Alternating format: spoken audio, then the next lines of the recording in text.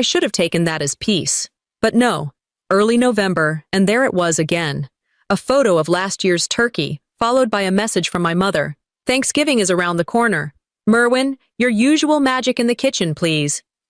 No question mark. No, would you be up for it this year? Just an expectation baked into tradition, like it was my job. Before I could even finish the message, Adrian chimed in, sending a link to some gourmet cornbread stuffing recipe with his usual note. Would love this on the table. I doubt he's ever peeled garlic. I read their words twice. Not a single acknowledgement that I might have plans, or a life, or fatigue. That's the thing about being reliable. People stop treating it like a virtue and start treating it like furniture. I closed the chat and stared at my coffee, warm, bitter, a little burnt, fitting. Sometimes, I thought, the quietest roles are the heaviest, and that silence was starting to feel heavy in all the wrong ways. A few days passed, and I nearly forgot about it until the box arrived at my door. Neatly wrapped in deep brown paper, tied with gold ribbon. I recognized my sister's handwriting right away. Happy birthday! Open me! Inside, a copper pan set that looked like it belonged in a Food Network studio. High-end, heavy, expensive. The card read, because no one sautés like you do. Love, the family. I stared at it for a long time. It wasn't a gift. It was a baton. The kitchen torch passed down again without my consent. I didn't feel celebrated. I felt summoned. They didn't buy me this to honor me, I thought. They bought it to lock me back in the kitchen. A quote from a podcast slipped back into my mind. Sometimes love is disguised as leverage. I sat down on the floor, the open box beside me. My fingers brushed over the polished handle of one of the pans. It gleamed in the late afternoon sun like it knew what it was, a pretty shackle, and I hadn't even replied to the group chat yet. Packing takes less time when you already know the layout of the house. The aprons are always folded in the same drawer. The prep knives still sit in the same magnetic strip. I could walk through that kitchen blindfolded. I loaded the car with half my closet, tucked the copper set in the back seat, and left Boston around 8 a.m. The drive to Cape Elizabeth takes a little over 2 hours, just enough time to reflect, but not enough to talk yourself out of anything. The closer I got, the more my stomach knotted. I wasn't sure if it was dread or conditioning. Years of this. One Thanksgiving, Adrian had shown up late with a bottle of wine he probably hadn't even bought himself. Mom greeted him like a soldier returning from war. You made it. Look at you. Meanwhile, I'd been in the kitchen since sunrise. The stuffing was ready, the pies cooling. My apron still smelled like gravy. He raised a glass. I washed his wine glasses later. The memory made my hands tighten around the wheel. Why was I doing this again? Was I really driving back into the same pattern, expecting a different result? Or was I just not brave enough to stop playing the part? The thought lingered as I passed the Welcome to Cape Elizabeth sign. Same weathered wood, same disappointment. That night, I sat in my apartment, suitcase still unopened on the bed. I scrolled back through the group chat, but didn't reply. Instead, I messaged Carter. I don't think I want to go. The 3 dots popped up almost immediately. Then don't. Stop folding napkins for people who wouldn't notice if you weren't at the table. I laughed. Bitterly. Not because it was funny, but because it was true. The copper pans still sat in their box. I hadn't even peeled off the barcode sticker.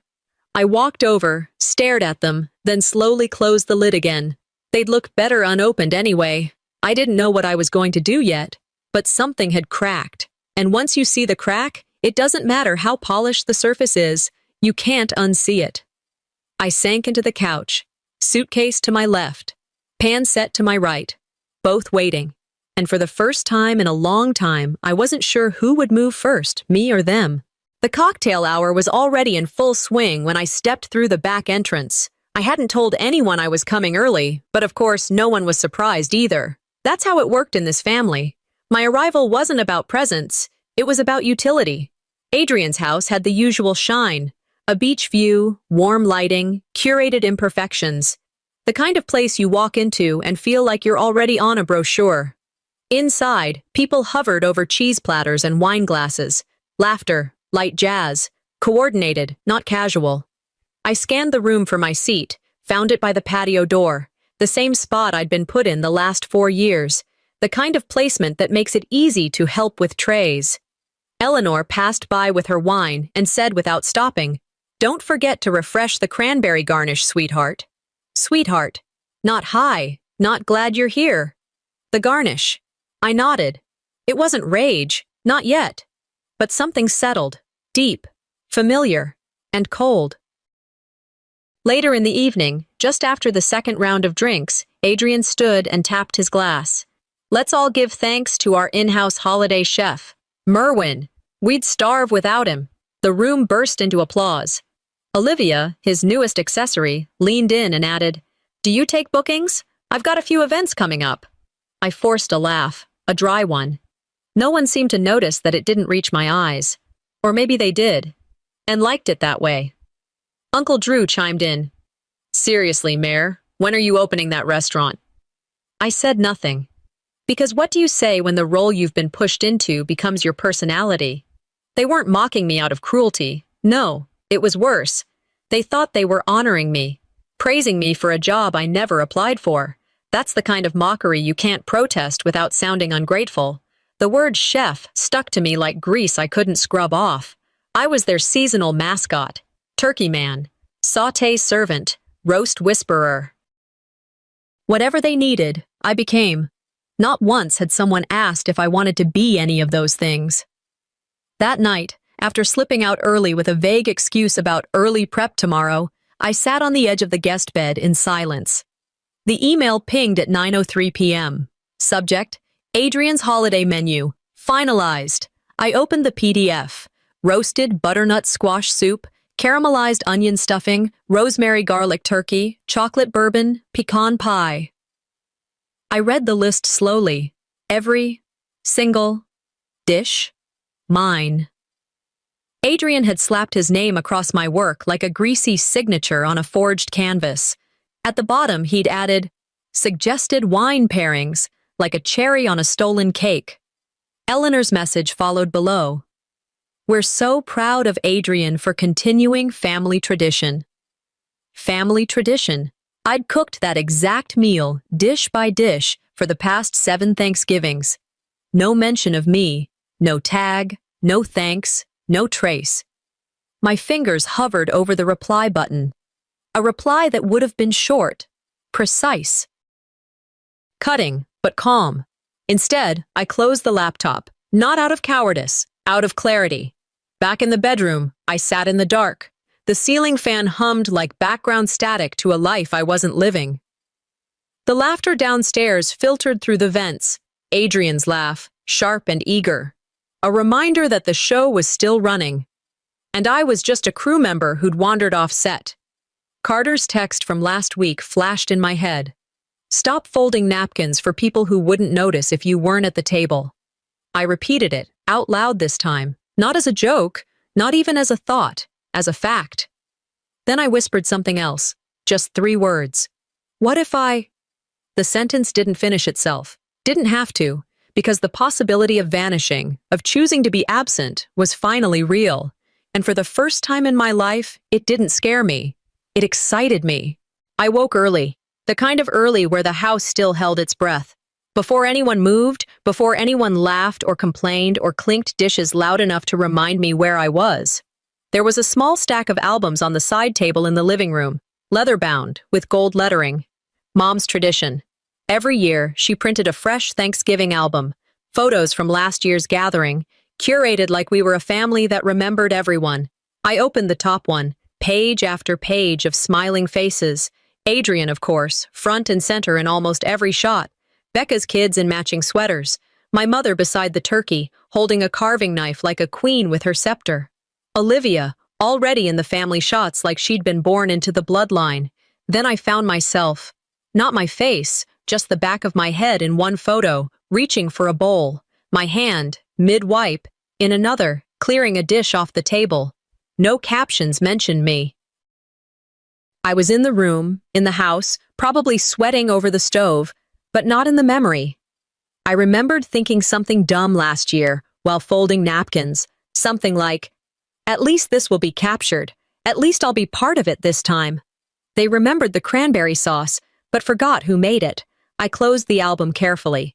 Too carefully, maybe. Like if I let it snap shut, it would hurt louder. The sun was barely up. I didn't feel tired anymore, just hollow. I placed the album back exactly where I found it, spine aligned, as if nothing had happened. By afternoon, the house was buzzing again. Adrian gathered everyone in the living room. "Annual recap time," he said, like a showman introducing his own highlight reel. He connected his phone to the TV. A slick video started playing. Stock music, color grading, flashy transitions, his speaking gig clips, Olivia's Vineyard weekend, the kids' Halloween costumes. Laughter bubbled up around me. Nods of approval. My mother wiped away tears when Adrian's speech at some fundraising gala played. "He's such a leader," she whispered. There were moments I recognized. I had been there, physically, but the scenes were trimmed, sped up, cropped. Like the editor, Adrian, obviously, had shaved me off the frame like an unwanted crust. Adrian chuckled. "Had to trim it for time, bro. Nothing personal." I smiled, just the corners of my mouth.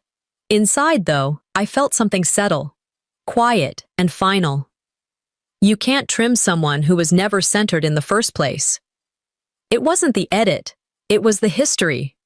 I thought back, years of albums, recaps, retrospectives, always the background, always the helper. It wasn't hate. It was something worse, disinterest dressed as civility. Function, not family. A quote Carter once told me came up from memory. "If you're always behind the camera, don't be surprised when you're not in the film." I was disappearing in plain sight. Not gone. Just never placed, and that hits harder than being pushed out, because you wonder if you were ever really in. I didn't get angry. Anger takes energy. This was different. This was grief. By the time the house quieted again, the sky had already darkened. I took a blanket from the couch, stepped outside, and sat near the edge of the cliff behind the house. The ocean looked the same as last year. Same as when I was 10. Waves slapping rocks. A rhythm that didn't care if I showed up or not. I pulled the blanket tighter, but not because of the cold. I didn't cry. I didn't even sigh. I just sat, and I felt the void of it. The weight of a life spent serving plates, wiping counters, remembering birthdays. Only to realize no one was remembering me. I pulled out my phone and scrolled back to a photo from years ago, me and Grandma on the back porch. I was 8. She was laughing, holding my hand, not the camera. She saw me. Always did. Then I pulled up today's group shot. Everyone smiling, a perfect scene. One of those shots that would make it into next year's album. I was in it, barely. Off to the left. Elbow cut off. I deleted it, then opened my notes app. If no one else was going to write me into the story, maybe I had to start doing it myself. I typed the first sentence. Nothing profound. Just honest. I didn't vanish. I was erased.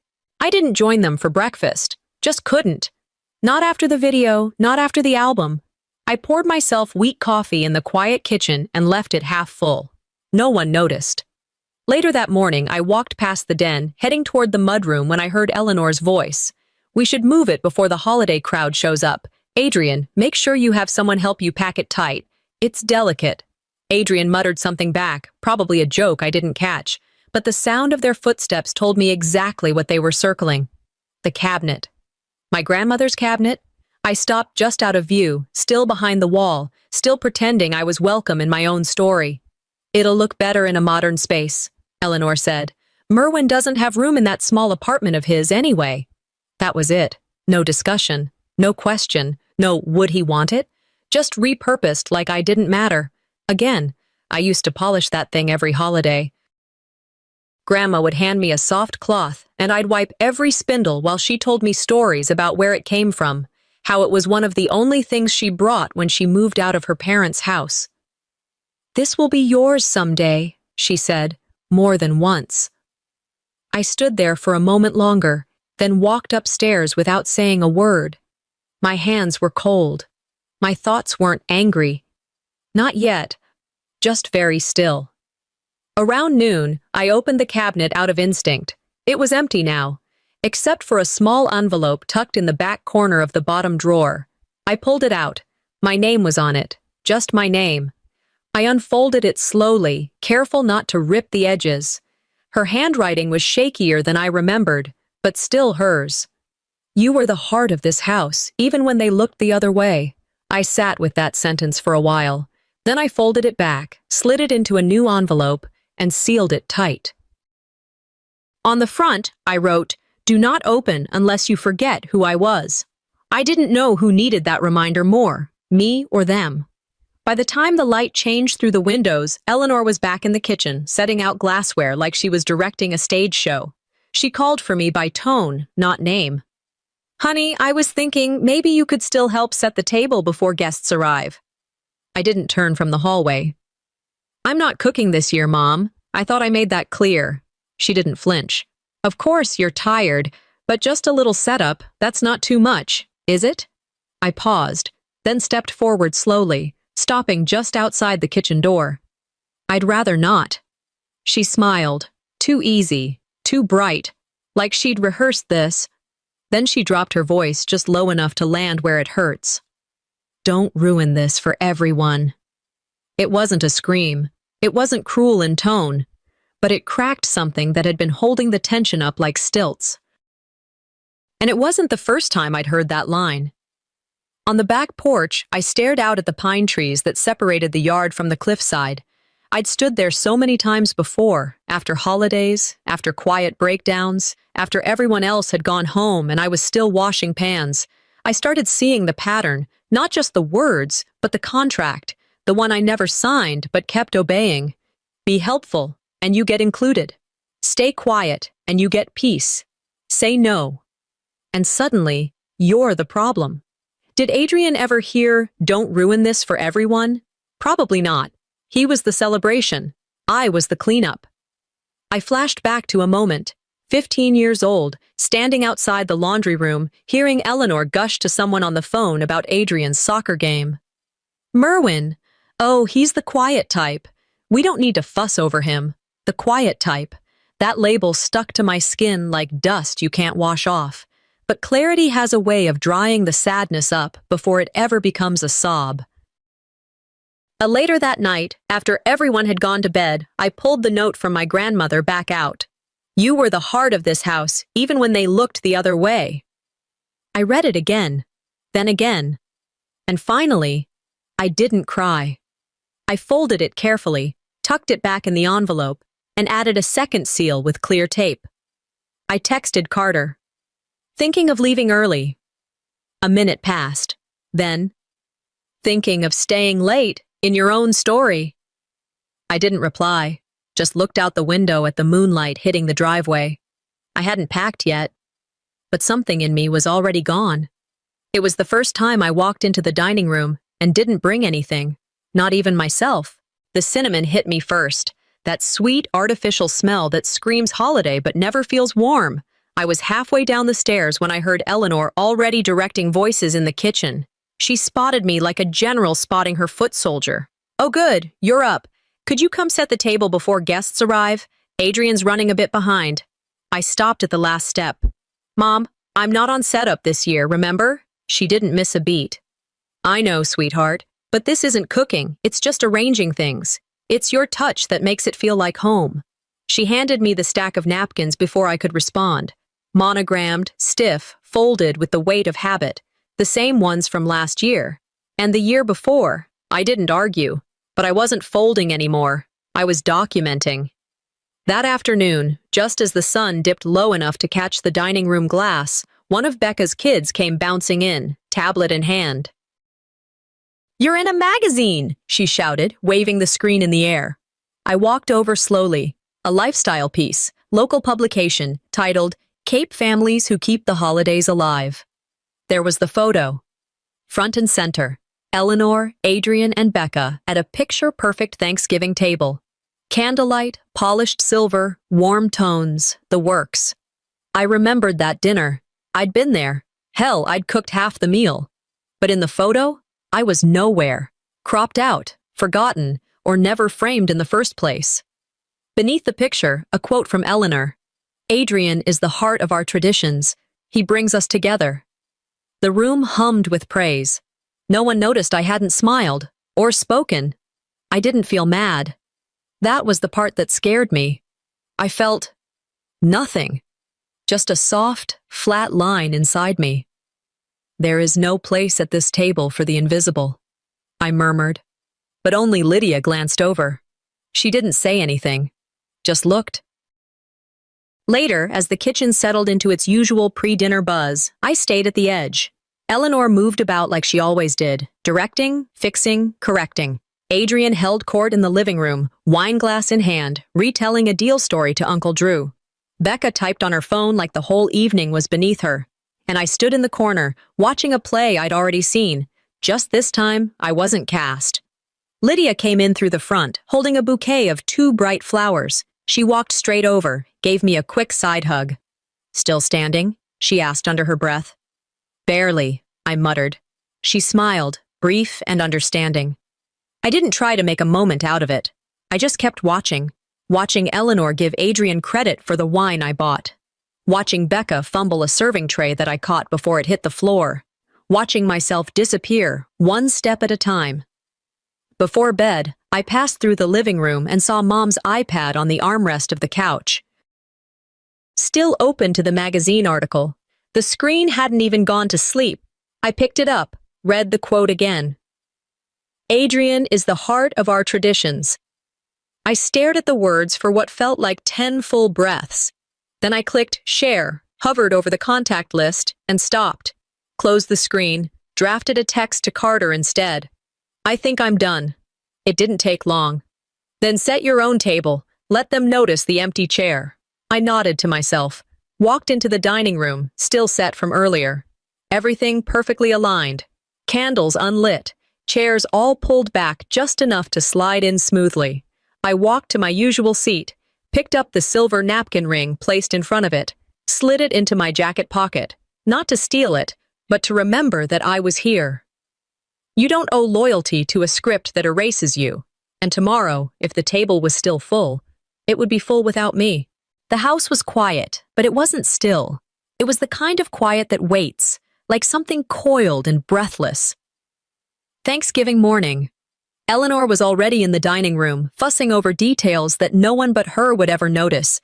Knife angles, charger plate alignment, napkin folds that felt more ceremonial than functional. I hovered just outside the archway, watching. Every place setting had a name card, elegant cursive, gold trim. Every seat but mine. I stepped closer, slowly. "Mom?" I asked, not accusing, just tired. "Where's mine?" She glanced up, unbothered. "Oh, well, you're always back and forth anyway. It didn't make sense to place you." I didn't say anything.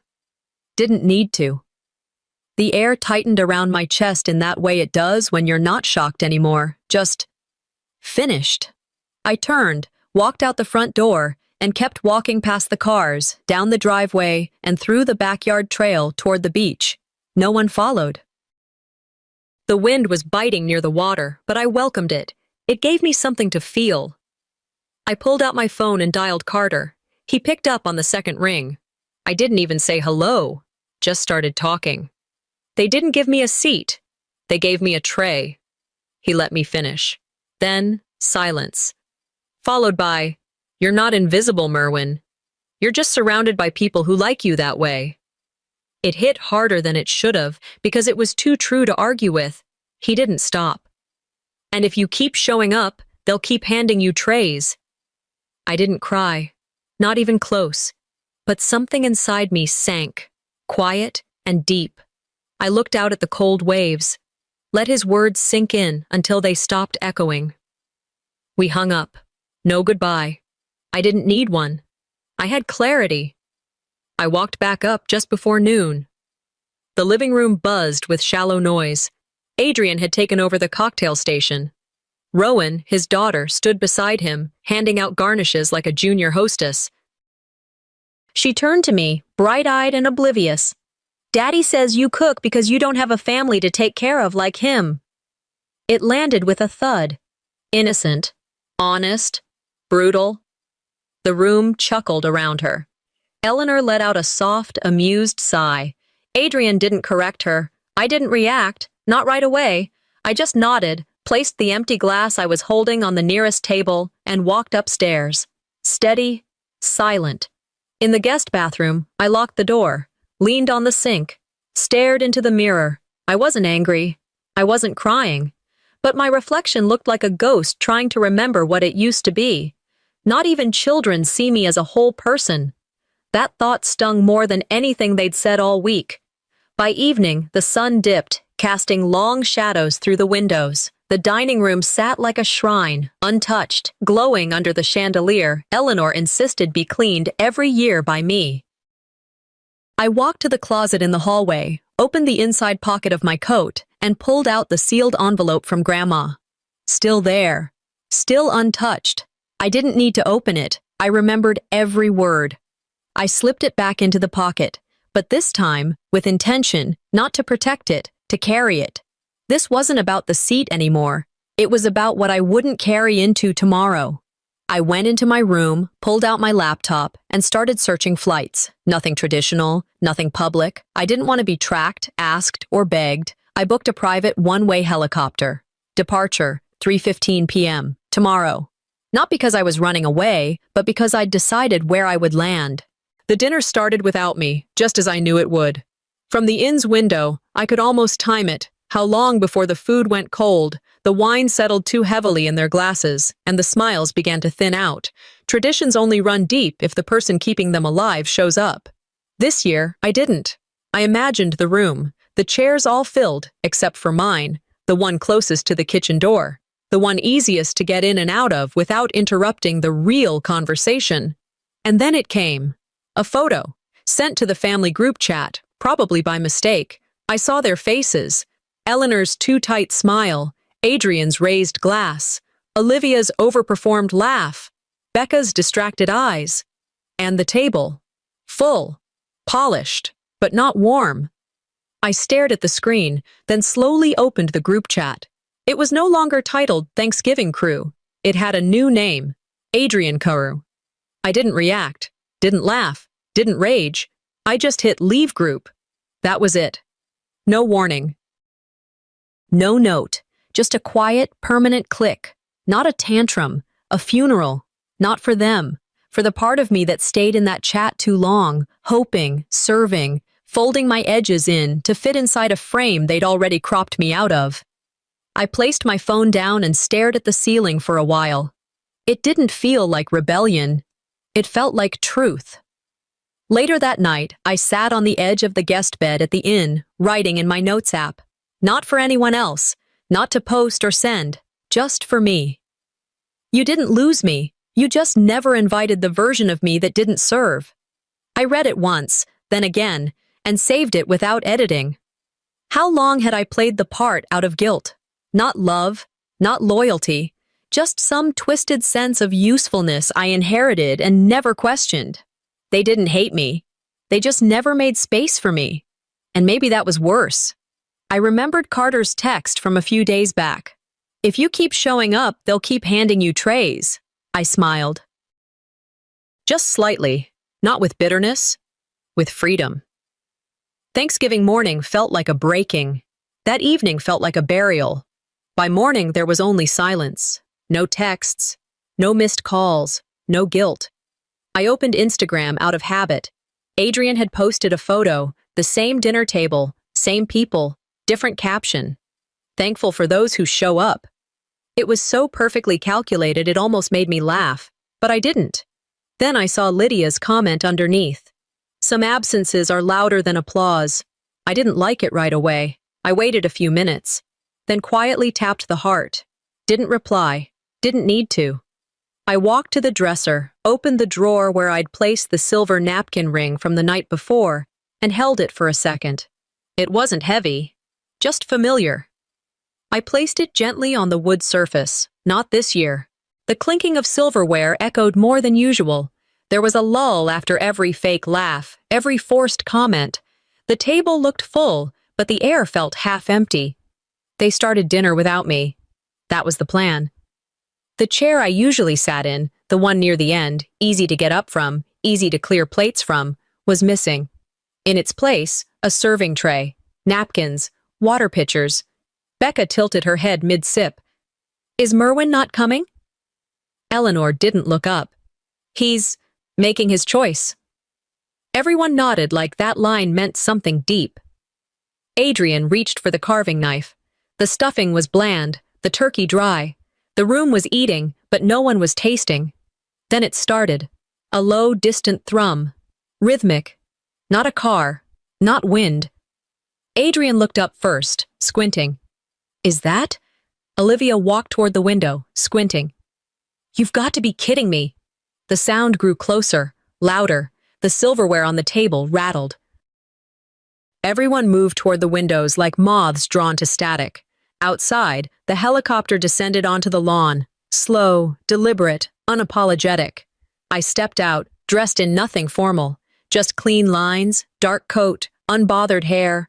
I wasn't here to attend, I was here to interrupt. The blades slowed but didn't stop. I walked calmly across the grass, my boots crunched against the dead leaves. Inside, they watched through the glass like I was an apparition. I opened the back door without knocking, walked past Olivia, past Eleanor, past Becca's gasp.